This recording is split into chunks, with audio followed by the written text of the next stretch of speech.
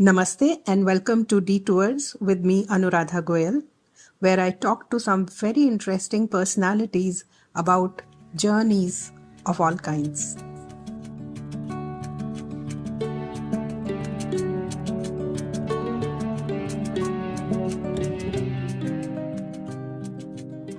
Namaste. Today in Detours, we have a special guest, Gaurav Tiwari ji. I know Gaurav ji through Twitter, through his Twitter handle, My Sutradhar, where he shares beautiful stories from Mahabharata specifically and epics in general. He runs a lot of quizzes, a lot of short story formats in which are very relevant for children, and I find them very interesting. And that's how I got connected to Gaurav ji. And then I discovered that he's actually designed a game based on Mahabharata, and there is a lot more in pipeline, which we'll hear right from him. Pandu के पूत या शांति दूत प्रस्ताव सभी के ठुकराता हूं। अब होगी भेंट रणभूमि में, तुमको कुरुक्षेत्र बुलाता हूं। पूरी धरती दो पक्षों में पट पड़ी। नारायणी सेना अंग मद्र जैसी सेनाओं के साथ हस्तिनापुर और पांडवों के साथ पांचाल, मत्स्य, मगध और वृष्णि सेनाएं। युद्ध केवल दो पक्षों का नहीं, एक पूरी संस्कृति का। योद्धा अनेकों दिव्यास्त्रों का संधान करने को लालायित। कोई भी पक्ष दुर्बल नहीं। विजयश्री पग पग पर अपना पाला बदलती है। दोनों ओर के सैनिक पांसे की नोकों पर नर्तन करते अपने विरोधी को हराने के लिए आगे बढ़ते जा रहे हैं। प्रत्येक दिव्यास्त्र को उचित दिव्यास्त्र से रोका जा सकता है, लेकिन उनका चयन योद्धाओं की बुद्धि पर निर्भर है। कुरुक्षेत्र के इस युद्ध में क्या आप जीवित बच सकते हैं, इसका निर्णय भाग्य और योद्धाओं के कौशल के हवाले है। जानिए, आपको मिलती है वीरगति या बनते हैं सम्राट युधिष्ठिर के राज्य का हिस्सा। खेलिए महाभारत युद्ध पर आधारित यह रोचक खेल, रणभूमि Kurukshetra. So, Gaurav ji, welcome to Detours. Namaskar. Namaste. Thank you for having me here. So, Gaurav ji, first of all, tell us about the history of gaming, games. I believe games are as old as human civilization, if not earlier. So, tell us about the history of games and what is the relevance of games in our life. So, we can say that history of games is older than history itself because we have found some prehistoric games also in our evidences. So, for example, there are evidences of dice, multiple variations of dice, which are as old as 5000 BC. And these dice are made of organic material like knuckle bones, etc. So, there are four-face dice. There are dice is made of strips of wood. So you have a single strip which is colored on one side and not colored on the other side. Something like a toss. Something like a toss, yes.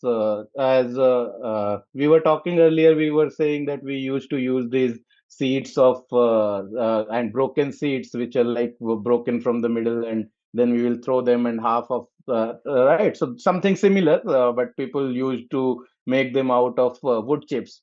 So these kind of dice are available, which are very old, like around 7,000 years old. And that means that there must have been some purpose for these dice, and the only purpose that people could imagine is to use them into gaming. And if we go by how humans work, we always have the need to kill time, right? So so whenever, like, if we think by first principle, we started as nomads, right? We were not having any steady homes, and then humans started coming together and started forming colonies, right? So hunter and gatherer societies itself, before the invention of farming, people had already started living in colonies, living together. And when you are living together, so there is an outdoor life where you are always worried, always looking over your shoulder that some animal might jump at you and maybe attack you. So then you are worried. You don't have leisure of like leisure time to spend on activities which probably will engage your attention. But the moment you got free of that fear, Mhm. you would find the need to have some leisure time where you can probably engage in some entertainment activities. So storytelling being one of them, right? Mhm. We say that one of the things that humans are different than other species is their ability to create and tell stories. Right. Mhm. So, likewise, gaming also is one such activity which humans have been doing since they started living in groups. Mhm. And we have archaeological evidences which date back, as I said, 5,000, 7,000 years ago, Mhm. which prove that we had this form of gaming, which you can say like indoor gaming, Mhm. where people are sitting together maybe around fire and exchanging stories while playing these games. Mhm. But if you go by the gaming concept itself, it is probably earlier games were more like physical activities, like war games or duels, or so we had like arenas like Colosseum, which were constructed to for people to come and perform. In the Mahabharata, we had this Rang Sabha, where all the princes came and showcased their skills. Bhim and Duryodhan had a duel with Gada Mhm. to demonstrate to all the people of Hastinapur how skilled they have become. Hmm. But these are more of royal sports of bloodshed. But In there were fact, there were akhadas, desi akhadas, correct. which were more or less the same format, right? Correct, Hmm. correct. So this is something that has been going on since generations, but then as I had mentioned that this was mostly an activity to kill time, and people who had the luxury of time were usually the royal people. The common people were typically very busy doing their daily activities and did not have the luxury of killing time because they did not have free time most likely. So that is why if you look at the history, the most of these games are associated with royalty.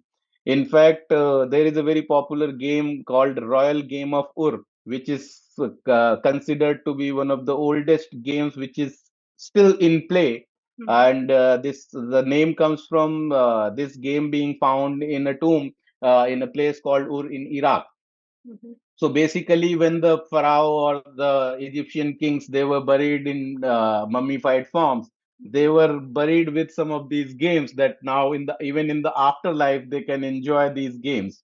Okay. And if we look at it from the perspective of how these games evolved over a period of time, so originally ancient games, we actually don't know much about how these games were played because we don't have the written rules or anything. We can only speculate and guess. But some of these cases where you have these games which are, I mean, originally probably they did not start with some mythology or some religious aspects behind them, Mhm. because maybe the religion itself came in much later during the lives of the ancient people. Mhm. However, when the religion became the part of their life, these games also became inspired by the religion and the mythology around those religions. And specifically, there is a game called, I think, Senet, which is a game where a snake is coiling around a sun god. That is how the board looks like. So Mhm. the snake god Senet is coiling around the sun god, and you basically, so people have thought that this is how probably it would have been played. Nobody knows for sure. But Mhm. you have these pieces, marble pieces, which you basically start from the tail of the snake and then you move towards the mouth, Mhm. and then there have people have found pieces, bigger pieces like a shape of a lion, and people are imagining that then probably this lion also used to be part of the game somehow, and Mhm. it would probably be one of the obstacles that you need to survive during the game. So Okay. these are like there are various such games you would find all across the globe. It's not only an Indian thing or a Egyptian or a Mesopotamian thing, it's everywhere you would see. And Mhm. one of the interesting aspects, like in Homer's epic Iliad, when people were gathered together for the siege of Troy, they had a lot of free time because that Mhm. siege went for 10 years, and the all 10 years they were not engaged in war. Mhm. And there is a possibility that many games were invented during those times also. Mhm. And if you also read the another epic of Homer, which is Odyssey, in that epic, when Odysseus comes back from his journey, Mhm. he basically is disguised in rags as a beggar, and his house is basically flooded with a lot of suitors for his wife because he had been away. So everybody thinks that he's dead, and they want his wife to marry them, Mhm. one of them. Mhm. So he basically tries to kill them all. So one of the way he chooses is by challenging them for a match of archery. So right, so even those epics have these kind of mentions, and our own very personal, I mean, favorite, which is Mahabharata. We have seen many instances where these games are mentioned. I already talked about the outdoor games in the Rang Sabha, Mhm. where all the princes came and demonstrated their ability to with the skill with the archery and other forms of war. But then we have a very famous game of Dute which was played and which probably It's the created a turning point situation. of Mahabharata, Correct. actually. Yeah, tipping point, which basically brought Pandavas and Kauravas to a point of no reconciliation. That after that they could not. I mean, the only possibility remained was war, and it was probably Yudhishthir's niceness that he waited 13 years. Had it been up to Bhim and Arjun, probably they had a war just after the Dut also, and that was a proposal given to Yudhishthir right after the Dut, by the way. So in Right. Mahabharata, Dyut is mentioned multiple times. I mean, Mhm. there are at least four times I can recall. In fact, five times when the mention of Dyut is there. So Mhm. twice we all know that one was Yudhishthir playing the game and losing everybody else, including himself and Draupadi, and then which leads to humiliation of Draupadi. And right after that, there was another Dyut. Many people don't know that there were two Dyut actually that happened, but there was another Dyut, and the condition of that Dyut was 12 years exile and 1 year in the incognito exile. Then there is another story in Mahabharata, and this is also very fascinating thing about our epics, that whenever there is an incident and you talk to somebody learned, they never start giving you like the preaching you. They will always go with like, you are not the first one who is facing this situation. This has happened before, and this was how those guys did it. So you can also deal with it. So it's a very beautiful way of telling things. So there is an incident when Yudhishthir talks to Brihadashwari about his situation, how he lost everything in the Dyut, and because of him, everybody is suffering, and he feels very guilty about it. Brihadashwari narrates the story of Raja Nal, Mhm. so which is covered in the chapter called Nalopakyan. So in this also, Nal is challenged by his cousin Pushkar for a game of Dyut, and this also leads up to a point where Pushkar says, "Why don't you bet Damayanti?" But Nal was wiser than Yudhishthir. Probably he did not go that way. He did not go that far, and he did not bet Damayanti. And then later in the story, Raja Nal learns the rules or the skill of the Dyut from Raja Rituparna, and the way it leads to that point, it feels like that this was a game of mathematics or a game of skill. It was not just a game of chance, and that is how Nal could learn it, and then later defeat Pushkar in another game of Dyut. And at that point in time, Brihadashwari also teaches Yudhishthir about this game, and then Yudhishthir becomes Kank. That is the Mhm. another mention of Dyut, where he basically lives in Virat, in Matsya Desh with King Virat, and he and King Virat have this like way of playing Dyut with each other. So this also shows that it was again, even in those times, it was more like a royal pastime, probably. Well, Uh, so I differ on the royal bit with you, because see what happens is that a lot of history of royals get recorded. Correct. So a I lot of agree. incidents get recorded. So I'll quote you examples from my travels. So I have traveled to a lot of temples in India, and on the floors of all ancient temples, I have found these board games, which Hmm, means people were either using seeds or dice or some material to play games there. And correct. the way they are placed and the number of times I have found them in almost every old temple, you'll find it engraved on stone. Wherever there are stone temples, in other, it must have perished. So I assume that it was a sport, it was entertainment, it was a leisure activity, as you say, but it must have been as much with the commoners as well. Correct. But I mean, their incidents somehow not don't get recorded. And correct. also And the fact even that we have inherited, so even if you speak to your grandparents' generation, or if we could speak to our great grandparents' generation, they all were playing these games, correct. right? So basically, what I was saying that to add to what you was just Mm. mentioned, like even Arthashastra mentions the rule around how to govern these games. Right. Right. So, I mean, if there is a need to have rules to govern these games, that means the scale has to be much wider. Yes. But one thing is certain, the gambling kind of games were always looked down upon. Right. They were not something that common people would engage in, and mostly people who would engage in these games were not well respected, at least from the Arthashastra, you can bring that about. But there were other purely entertainment games also. Like this is the gambling due, but there were games which you can use for entertainment. And Right. if we look at that, there are various games. I mean, and one of the very interesting things that I must mention here, that when we talk about the games that are still in play, Hmm. most popular games of today have been derived from Indian origins. So, Right. so the game of chess that we play today, it's very one of the most popular tabletop games that we have today. Finds its origin probably somewhere around the Gupta era, or maybe even earlier. But at least we can be certain that Gupta era it was there, and the game was called Chaturanga. And the 8 by 8 Great.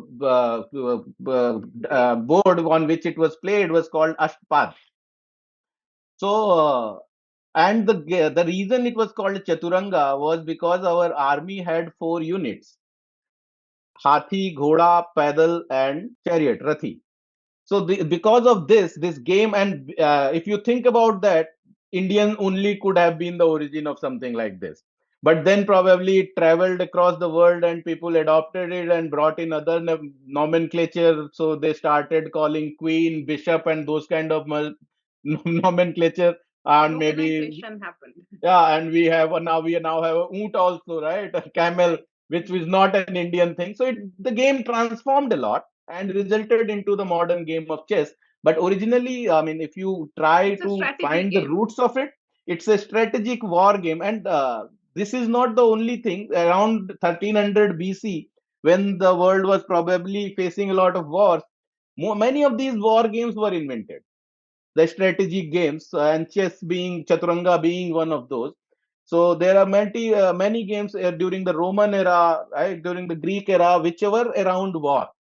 So if you look at their board, it would probably look like similar to a chessboard where two armies or two units are facing each other and then they're trying to fight it out. So again, so war also, so it gaming also is influenced by the time that those games were popular or those games were invented in.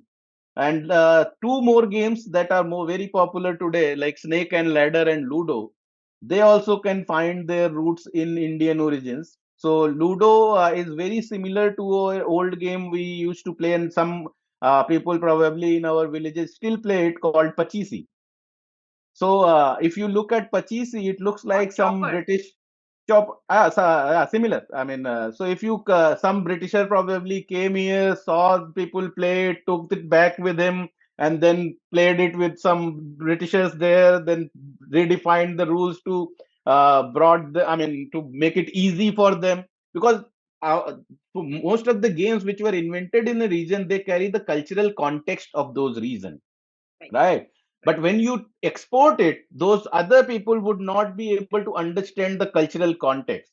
So Right. with the globalization of these games, the cultural context somehow got taken away, and we were left with only the bare bones that are available. So for example, Snake and Ladders, an equivalent we could find is Mokshpatam, which was a game which used to teach moral values, and like if you do good things, you elevate in life. If you do bad things, you Dharma and get adharma. dharma and adharma. But when you take it to a Britisher, he would not be able to relate to it because those concepts were very Indian concepts. So somebody probably took it off. That game is interesting, but maybe these additional elements are making it too complex. What It if I reminds remove me. them and make it simpler? It will have find more adoption. And look what that person probably was right, because now everybody is playing Snake and Ladder. And if we kept it Mokshapatam, probably we only would be playing it. And I think nowadays I see some companies I have come across who are trying to revive some of these games also. I saw Lots of some them. portals, yeah, which are coming up with. So I visited a fair in Noida where these games were showcased. These toys and game companies were showcasing their products, and I came across one company from Calcutta which had these Mokshapatam boards. And the interesting thing they have done, they have taken the cardboard out and they have tried to do it on the cloth, Yeah. which Right. probably would have been more original or classic thing to do. So they are basically bringing in those elements. And the one point which we touched upon earlier, because of being them as a royal versus commoner, one difference would be that royals would be playing with fancy setups, and the commoners would probably be drawing it on a piece of paper or maybe on the ground and playing it with simpler pieces. So it will But be people like a collector's edition versus do it yourself. Correct. So that could be the case. And like if people of around our age, if they have grown up in villages or maybe traveled as much as you have, they would have come across these games being played on the floor, as you mentioned, temple floor. So why temple floor? Because people gather around in temples, and you can find four players to play with. Yes. And I mean, that would Correct. have not been a problem otherwise, also, because we typically lived in joint families. So if you go to ancient homes, also, you can find some of these designs on the floors of those homes as well.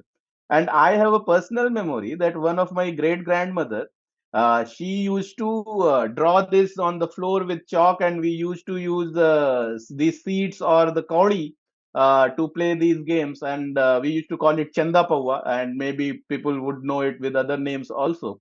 But this used to be our favorite game when we were growing up, when we were like 4 5 year old kids. And I still have that memory, and we can probably bring them again to life and make them popular again, because it doesn't cost much to play these games, as we discussed, right? You can Hmm. just take a piece of chalk, draw it on the floor, and collect some wood pieces or some kauri or pieces like that, which are like free. There's no cost involved. The Right. only thing you need is time, and that is probably what is missing in urban people's life today.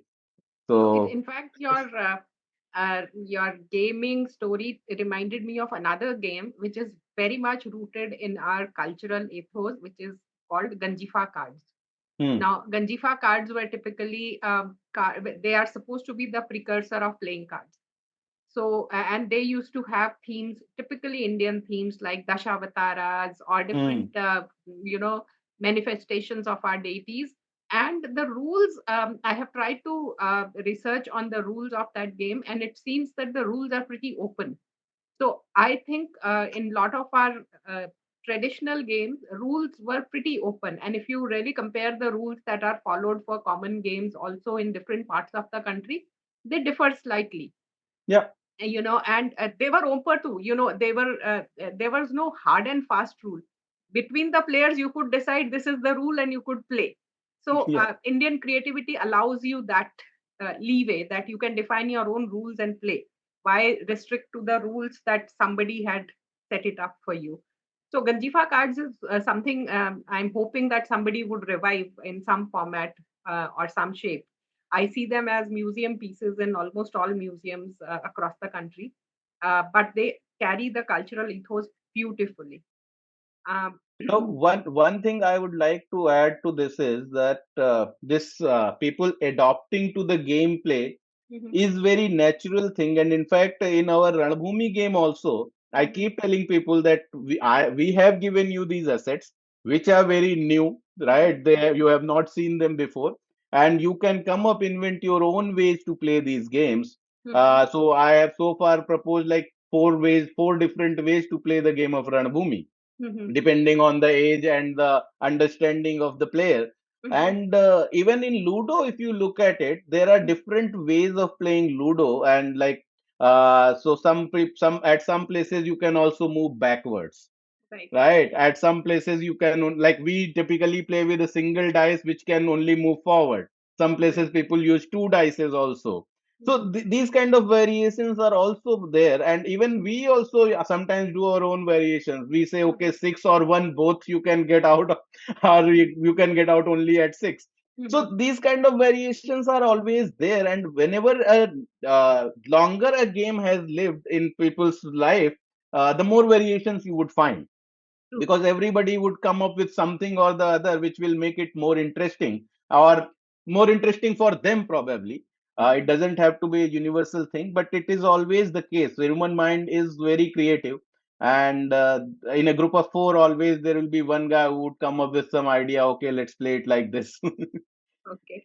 So, Gaurav, at this point in time, I also want you to reflect on how do you see the future of games? Because we've had a long history. We, of course, are at this point in time. I think our screens are taking most of our time, and the games also that we are playing. Everything is moving. Most people today play a Scrabble or a Ludo on their phones, Correct. which means you are essentially playing alone. In physically at least you are alone, even if you're playing with somebody else. So, and there is a lot of course, there are a lot of gaming platforms that have come up. High adrenaline games, which a lot of young men especially are addicted to. So from here, where do you see the future, or where would you want to? And so there are two parts to this. One is where do you see it going, and where would you like to ideally see it going? So very interesting. I mean, the second part makes it even more interesting. But let's go with the first part first. So, one of the things that has happened now is that if you have come up with an idea Hmm. of a game, whether it's a new game or you want to revive an old game or something, it is much easier to Hmm. put it forward and put it among a group of thousands or even lakhs or millions of people Hmm. than it was before. Right. And one of the things that board game or gaming, indoor gaming in general, has picked up so rapidly in last almost couple of decades is the platforms like Kickstarters.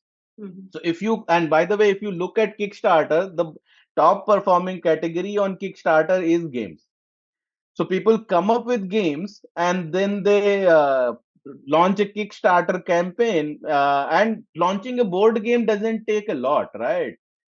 I mean, if you have a small, simple game, maybe 1 lakh, 2 lakh rupees you can spend on the design and maybe a couple of lakhs in the marketing, and you are out there.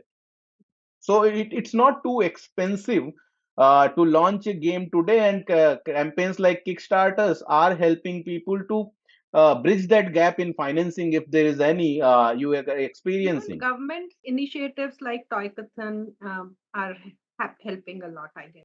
I am not very, I mean, my experience with the government initiatives is very, I mean, limited, so I wouldn't know honestly. Hmm. But whatever experience I have had has not been, because the problem happens is when in the government there is a lot of layers involved, so the speed of movement is, I doubt it can be as fast as probably somebody, I mean, it's easier for somebody to put a Kickstarter campaign, get some funding in a month's time and put it out there in 3 months. But when you go to a government route, you'll probably take 3 months to just for them to just say okay, And let's see. also, government may not really help with funding as much because I believe their funding starts from something like 25,000 rupees, which doesn't help you much. But they can create an enabling atmosphere for you. They should, if they are creating it, I would want to know about it. If they are not, then they should, because governments play a very important role as so we talk about soft power, right? Where does this soft power come from?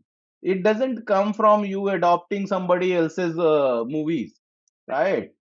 The soft power comes from the people Your having the IP. ability. I mean, they should understand your culture and appreciate it, and then they should adopt it, right? The way my daughter, if she is excited about playing Halloween, that talks a lot about USA soft power.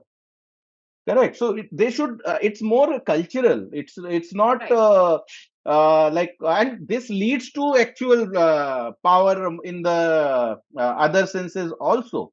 Because once they start appreciating, so for example, if my daughter is playing Halloween and all the goods that we are, let's say, using for that festival are licensed by Disney, just for the hypothetical this situation, my daughter playing Halloween leads to Disney making a lot of money. Right. When we are celebrating Mother's Day and we are buying cards from Archie's and Hallmark, it is making a lot of money to them. So In fact, likewise, we've can not gamified any of our festivals actually. yeah, and we actually used to have a lot of games around our festivals. We lost them all because every festival used to have this way of public activity.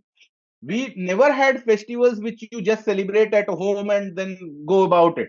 Right. Most of our festivals have an element of public activity. Even in our case, in my case, when I was growing up in my village, during the Dashera or Holi, we would go for the Dashera Milan, Holi Milan. We will go to every elder's place in the village. उनके पैर छू के आशीर्वाद ले रहे हैं, and then they will offer some sweet treats to us, and elders will exchange pan.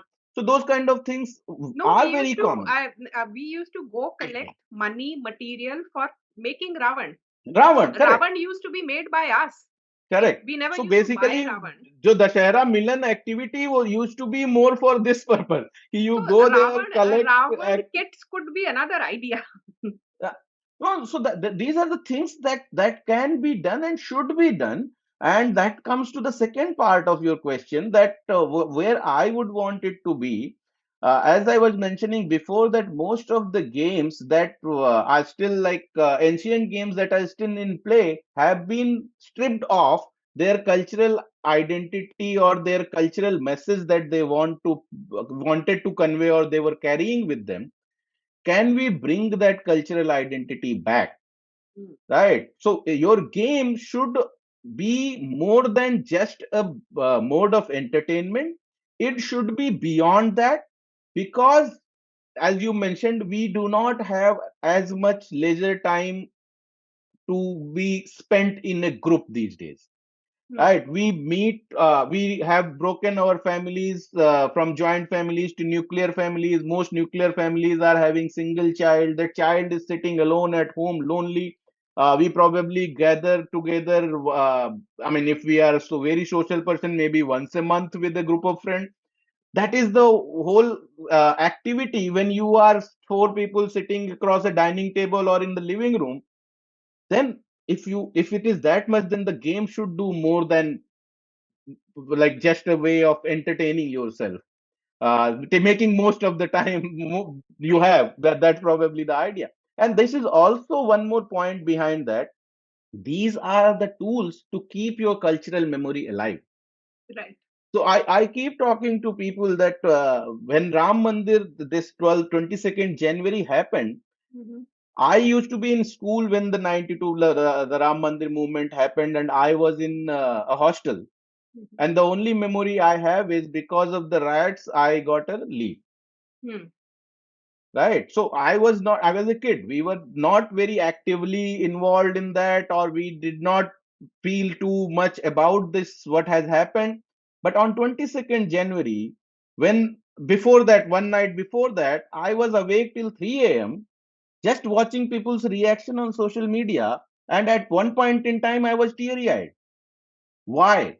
Because of the cultural memory, because I don't have any real memory of my own That's an associated inherited. with this movement.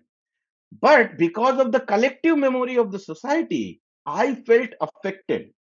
The same is with language. In fact, today I was talking to someone that you call, I mean, we use the word Prithvi everywhere. I just need to tell you that there was a king called Prithu. You will automatically connect it. I don't have to tell you the entire story, right? That is the power of cultural memory, that you just need a nudge to reawaken that feeling, reawaken that thought. And games are also in the similar category, which can play a powerful role to keep the cultural memory alive. without being too overt about it. Like you don't need to be preachy. You don't need to do anything. Just by existing, it is telling you a lot of things. And that was one of the reasons I came up with the Ranbhumi. Because Mahabharata. We'll come to Ranbhumi in a while, but I want to touch upon something that you just mentioned, the shrinking of our family, Yeah. and hence the shrinking of the leisure time at home because we are so less in number. Just this morning, I my column on return of Indian joint family has come. So I see that coming back in a new avatar, but it's coming back. So Hmm. parents and children and siblings are buying apartments in the same building. So you are independent and you are close by. So that brings me to another aspect of games. Today I see a lot of entrepreneurs working in the space of toys or games, lots of them. They choose a age group and say, let's create games for this age based on their market research. Now, with games like Shatranj, with games like board games, or Pachisi or Chaucer, I see engagement across age groups. So you need not play it with your age group. After an age, of course, a minimum threshold would be required. But after, let's say, you are 10, you should be able to play all the games. Or there should be games which can be played across generations. What do you think about So that's how it should be, for the very simple reason that even from a business perspective, that? when we make a buying decision in Hmm. India, still we don't make those decisions based on individuals' need. We make those decisions based on the need of the family, Hmm. because we are still a poor country. Hmm. As the No. unit, we are poor, right? So I mean, I don't have any shame in accepting that we are growing, we are rising, but we are like a 5,000 or 10,000 per capita income country, which is rupee, which is very small. So because of that, what I believe is that when we make a decision, we can't segregate our spending based on the individual family members all the time. Hmm. So very often families are hard pressed to decide whose needs to be given preference. Hmm. And that is what, so when it comes to entertainment, the only entertainment we have is going to mall or watching cinema, right? And in that, uh, so till a certain age, till a kid is, let's say, 5 or 6, the kid wins in the preference battle. After that age, it's the parents who win. Mhm. The kid has to sacrifice, and that is why you will see a lot of parents with 5 6 year olds in the cinema watching movies which are probably not appropriate for that 6 7 year old kid, because they can't afford both. That is one of the reasons. And the second reason is that there are not many options available to begin with for these guys. Even if I want to do, there are not many options at a reasonable cost that are accessible to the people. And there are two reasons to that. So when it comes to creating something for a age group in mind, what happens is that we always have to look at it from a marketing sales angle also. So when it comes to a 5 6 a kid younger than 5 year old, typically it's the parent who are the decision maker. The kid does not has not developed their own preferences, so the parent decides, and you basically, as a business, you are selling it to the parent. You're not selling it to that kid, to be honest, right? You have to appeal to the parent, and the parent should be convinced that the kid, this is appropriate for the kid, and the kid would like it. After 13 years of age, it's the kid who decides what the kid wants. The kid Mhm. has ways to convince the parents that this is what I want, this is what I need. Mhm. But the age between that, Mhm. like a 7 to 12 age group, it's more difficult to sell, Mhm. because for that age group, you have to convince both the Mhm. parent as well as the kid. Mhm. Because at that age group, the Mhm. kids always have their own preferences.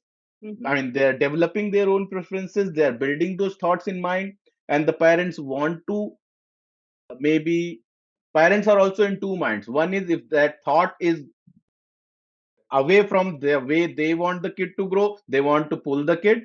And Mhm. if it is aligned with what they want the kid to do, they will push the kid, right? I mean, in the same direction. But as a business, you have to convince two parties rather than one party. And that is why if you go out in the market today, you will find very few products which are targeted for 7 to 12 age group. I mean, you will find a lot of content, books, toys, which are less than Mhm. 5 year, less than 6 year old age group. You Yeah. will find a lot of books, content, social media. I mean, all that thing that is there for 13 plus age group, but Hmm. very little for 7 to 12 age group. Interesting. That's an I mean, you interesting would, I mean, if you look at it, even go to Disney movies or whatever the movies, the content that is being created, otherwise series, all that, very little is there for this age group. And in India, it's even worse. Mhm. In India, I mean, you can probably yet find some Japanese or some British or some American content targeted for that age group, which probably because of the cultural differences is not yet appropriate for my Indian kid of the same age group. That is a Mhm. different matter. Mhm. But in India, we have very little in this, in terms of writing, in terms of games, in terms of So toys. that's an opportunity for. That's an opportunity, but why nobody is picking up that opportunity is the reason what I just explained. It's harder to sell to that group Mhm. than to the other groups that I talked about. See, what I gather from a lot of entrepreneurs who are getting into the game space and toys and games both is that people are now very easily spending on children. So they may not spend on themselves. The moment you target things at children, whether it's food or games, it's far more easy to make people spend, is what I'm gathering. But your classification There is age a wise is. caveat to Hmm, no, there is a caveat to that. So if I am selling a game and say that this game will teach your kid physics, hmm. parents are very inclined to buy it. Okay. But if I tell them that this will tell you Life more skills. about Mahabharata, Hmm. that same interest is not there. The interest level changes, But especially do you see it changing, with the current focus on IKS, with a lot of content around these epics and our own cultural history? Do you see that changing even if it's small percentage? Do you see that yes, it is changing? certainly it is changing, and it is changing for the better. To Because be I'm honest, seeing a lot of games are coming on Mahabharata. So I have, a lot of people who've sent me their review copies of games on based on Mahabharata, based on Sanskrit learning, based on a lot of such stuff. None of them has seen like a great success at this point in time, but people are at least investing themselves into creating those games. Now, they may need to go through some pivots and some iterations in perfecting the game because finally the game has to entertain. I also feel that the teaching has to be subtle. The teaching has to be very, very subtle. If you make teaching prime, then it becomes like a class lesson or a school lesson. correct. It has Then to be kids will lose entertainment interest. first. Yeah, it has to be entertainment first and inbuilt lessons then, and So I sometimes. agree. I agree with you, and this takes us back to the another point where you said that all people of all age groups should be able to play the games. The problem with that is that today, especially I'm talking about the So urban I'll give you an example. Playing cards. 52 cards, the cheapest possible game. I mean, of course, you can have collector's edition, but a basic card will hardly cost you, card set will hardly cost you anything. Now you can create so many games out of it. You can play it with a 5-year-old and you can play it with an 80-year-old. And the number of games you can create with it is in almost infinite, right? Or yes, even if you restrict to the commonly played games, there is a good set of 15, 20 games that everybody knows and can play. So, and that's something cross generational. I mean, I've seen families sitting together and playing a certain, like, let's say 10-year-old onwards. Uh, so, why are we not creating or thinking of something like that? no, we are. By the way, just because you mentioned playing cards, we have created something. I Yeah, think you can probably see this. yeah, Rudrastra, So, Bhargavastra, so it's the same Indrastra. playing cards, Mm-hmm. but the images I have used is of divine weapons because when you are playing a game, it's more like a duel or a battle, right? Right, right. And I'm more like if you are playing this game and you say generally what we say, ye raha mera badshah, ye maine mara ikka. Hmm. You will say ye raha mera brahmastra. That gives you much bigger, better feeling, and Correct. it's more culturally yours, right? So Right. we basically had created a lot of Divyastras for our Ranbhoomi game, and we Mhm. were like, why not do this? I mean, it will basically transition the same cards Mhm. to something Indian, right? Correct. So there are two aspects to it. One So is you that's adopt. Indianizing. That's Yeah, you Indianizing. basically adopt. That's what I'm saying. There are two aspects to it. One is you create something from scratch. That is what we did Ranbhoomi and the other card Divyastra game that we launched with Ranbhoomi. That is purely developed from scratch with the deep understanding So of at this Mahabharata. point in time, you can tell us, take 2 minutes and tell us about Ranbhoomi, what that game is. So basically, when we were so we started Sutradhar around 4 years back, and we with the aim of Gamifying before that, I personality. will have to tell you a simple small story because without that, it would be incomplete. Sorry. So basically, it was my daughter's third birthday. We were living in Mumbai. My parents were visiting for that birthday, and my mother was reading Shiv Puran. Mm-hmm. My father, I had bought a Panchatantra book for my daughter because she had started demanding stories. So my father was reading that book. Mm-hmm. My daughter was watching Peppa Pig on TV, and I was sitting in between them thinking that I am the generation gap, and how have we reached from there to here? Can I do something about it? Should I do something about it? And that is when I started thinking that when I was growing up, I was living in a joint family with so many family members to play with, to engage with, to interact with, and to tell us stories. And those stories were the way of giving us moral lessons, right? Without those stories, nobody else is actually telling you moral lessons. And today, if you look at how moral education is being given to children, it's very transactional, it's very situational. It's not based on the root cause, or it's not rooted into the fundamental principles which these stories do, right?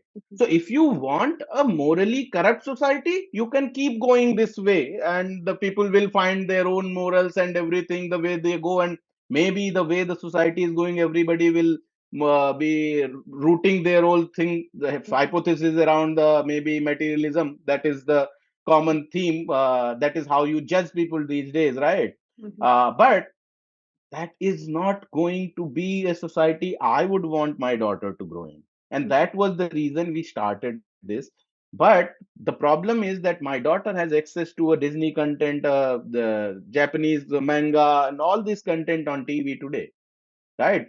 Unlike those days when we had very limited access to this. So if I show her a video that I have created for like 2000, 3000 rupees a minute cost, it can never compete with the Disney video, which probably they have spent 1 million a minute. Correct. So then we decided, how to compete with all this content, all these players out there with like 100, $200 billion in the companies. I was a small startup with like few lakhs in funding. So then I thought about gamifying them and making them interesting for kids, because when you are gamifying them, their game is has no parallel.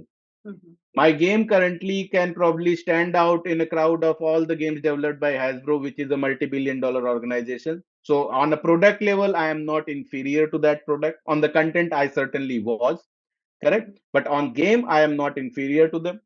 And when the kid plays the game, their natural curiosity kicks in and they would want to know more about it. Why is this monkey on the board? Mm-hmm. Right? What does this lion means, which is there on the board? What does this symbol means? And when they want to know more, I have created a lot of videos around them. Mm-hmm. Okay, you want to know about Andrastra? Click here and find out. And then they will understand and learn. So if Iron Man has this superpower, Mm-hmm. right, which is powered by the reactor that he carries in his chest, Mm-hmm. our Arjuna also has a superpower. He can call in any elements by chanting a mantra and cause fire, cause rain, anything. Correct. So if you make it that way, and then we also created all these visual identities for these things, because that also becomes a problem. Because for any other property, you will see why what which the kids like. They have a visual identity of these things. So even if you tell them a story, they can quickly imagine and create a visual memory in their mind about how this action piece would probably be taking place. But when you tell them that Nal Neel built a bridge across the ocean, they don't even know how Nal and Neel looked like. Correct.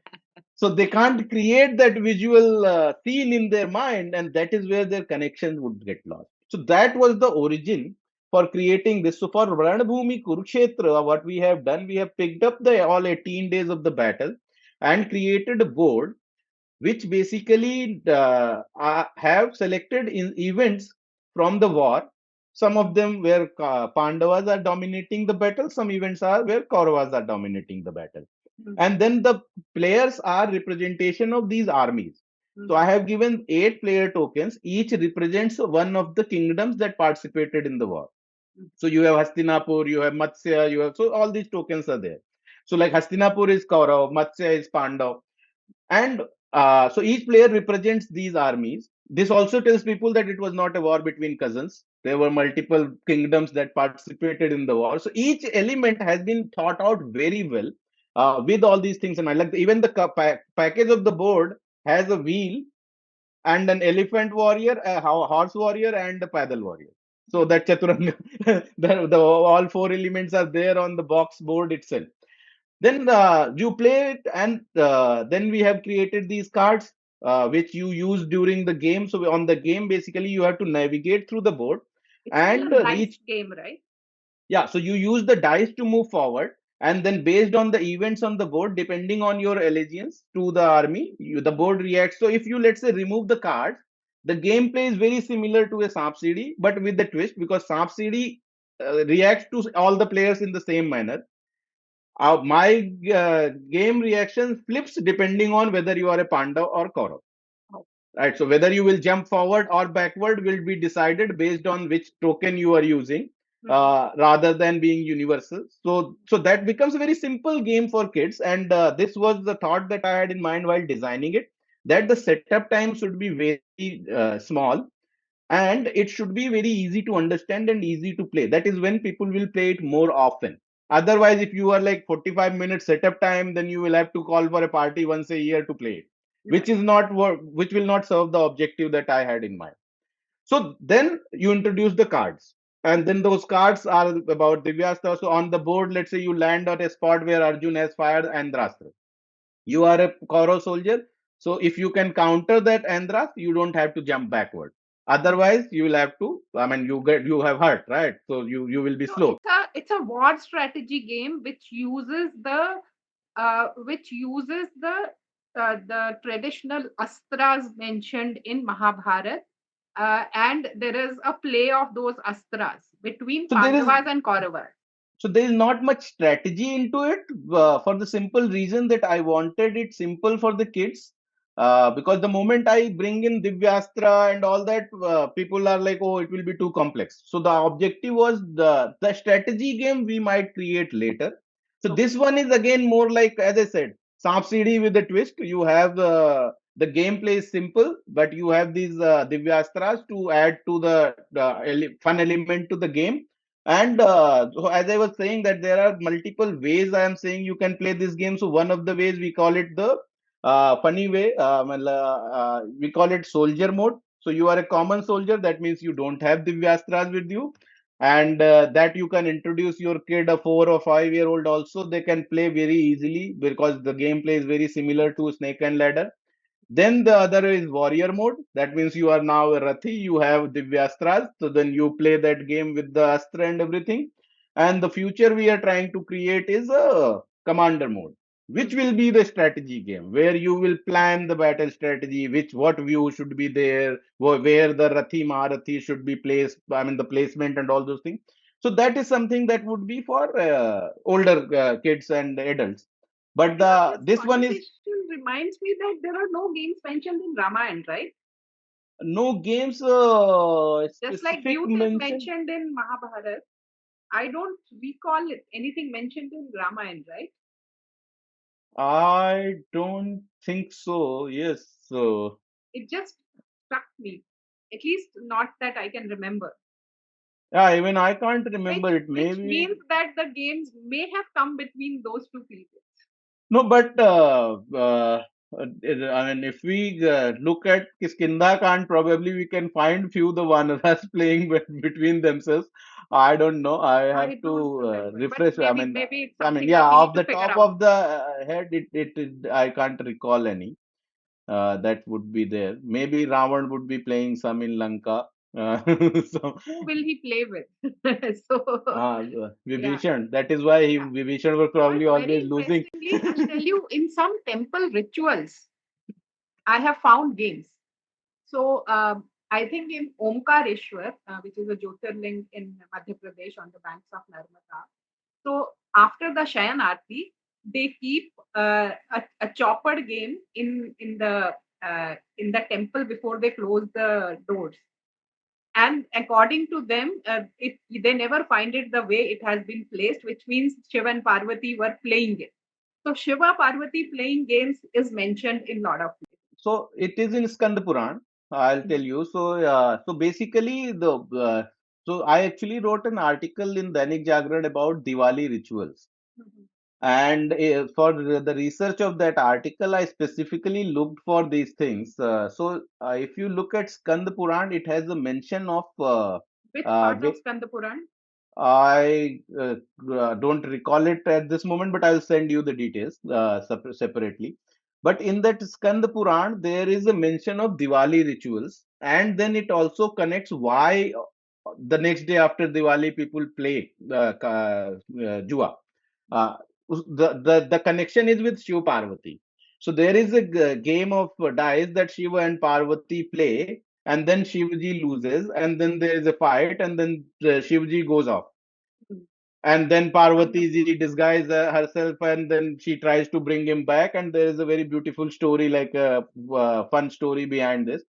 But one funny thing I found was that this the rituals of Diwali, by the way, everybody connects it to Sri Ram coming to Ayodhya with Sita ji and Lakshman. But none of the Diwali rituals involve Sri Ram, Sita, or Lakshman in any way, right? So Diwali rituals actually predate those events. Diwali rituals come from the Vaman Avatar story. So, and in It that comes from story, many, many stories. no, but I'm saying the most of the rituals that we follow today, Mhm. they are connected to Vaman.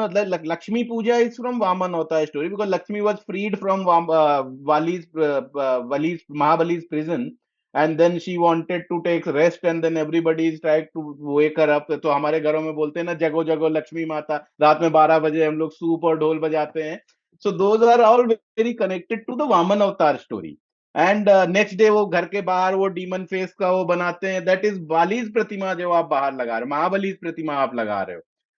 So all these are, and basically the connection is that Mahabali says that for 3 days आपने 3 कदम में मेरे से पूरी धरती ले ली, पूरी दुनिया ले ली, तो 3 दिन मुझे आप दो.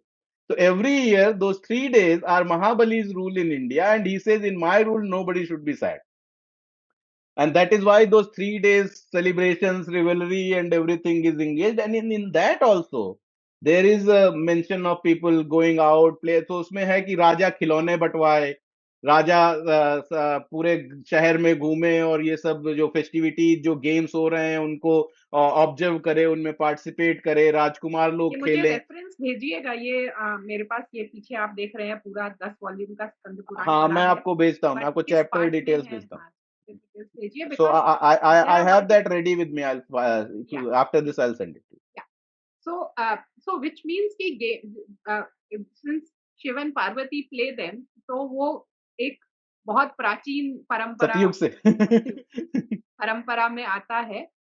But it's an interesting time to be in India. It's an interesting time to be creating something, whether it's by adapting or creating ab initio. So I think वो बीच में आपका एक रह गया था question, which is how is the industry going? How I want it to go. So how Both, is the both. industry? So how is the industry going? Is basically, as I had mentioned in pieces, that there is a lot of new invention happening in STEM games. Mhm. So if you are creating a game which teaches some skill in terms of their educational performance enhancement, those games are being invented and being sold. All they are also getting investment from investors also. And if you go out and look for games, most of the new inventions would fall in this category. And what I would want the this to grow, and as I said, that now with Kickstarters, people can. So you will probably find many games being launched in the market because now more people can launch it, and the dependency on a machinery to launch something in the market is no longer that much, and the platforms like Kickstarters are helping people. So that is why, if you follow gaming industry globally, now we have gaming awards also, right? So, and where do you Global. want to see it now? So in how I want the games to be is more like, I mean, my personal. I am a father of three children.